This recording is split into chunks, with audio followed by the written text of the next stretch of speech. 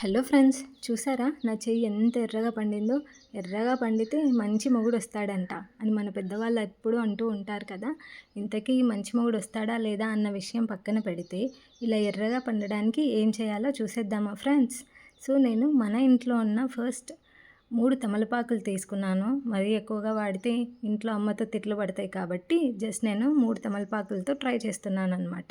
So ఈ 3 తమలపాకులని మంచిగా కడిగి తొడిమలన్నీ తుంచేసి ఇలా ఆకులన్నీ చిన్నగా కట్ చేసి మిక్సీ జార్లో వేసేసుకోవాలి. తర్వాత కొంచెం పసుపు, కొంచెం సున్నం వేసేసి మంచిగా మిక్సీ పట్టేసుకోవాలి. వాటర్ ఏం వేయాల్సిన అవసరం లేదు. బట్ మనకి క్వాంటిటీ ఎక్కువ కావాలంటే కొంచెం వాటర్ వేసుకోవాలి. ఎందుకంటే మిక్సీ తిరగాలి కదా. తీసుకున్నదే 3 ఆకులు ఎక్కడ తిరుగుతుంది చెప్పండి. సో ఇలా దాన్ని స్ట్రెయిన్ చేసేసుకొని కుంకుమ, ఏ కుంకుమైనా వేసేసుకోవచ్చు.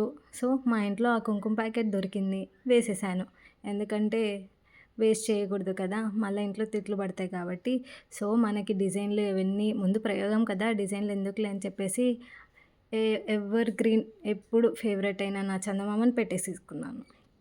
చూడండి చందమామ ఎన్ని డిజైన్లు వచ్చినా కూడా ఈ డిజైన్ అనేది ఎవర్ గ్రీన్ అనమాట. సో చాలా బాగుంటుందని చెప్పేసి నేను ఈ డిజైన్ పెట్టేసుకున్నాను.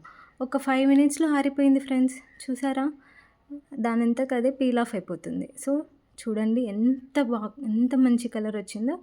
వాష్ చేసేసాను. వాష్ చేసినా కూడా పోలేదు, ఎంత రబ్ చేసినా కూడా పోలేదు. సో ఇన్స్టెంట్గా ఒక 12 అవర్స్ లేదా మనం సోప్తో కానీ దేంతో కానీ కడగకపోతే 24 అవర్స్ అయినా ఉంటుంది. చూడండి సోప్తో కడిగేసేసరికి ఇలా పోయింది ఫ్రెండ్స్.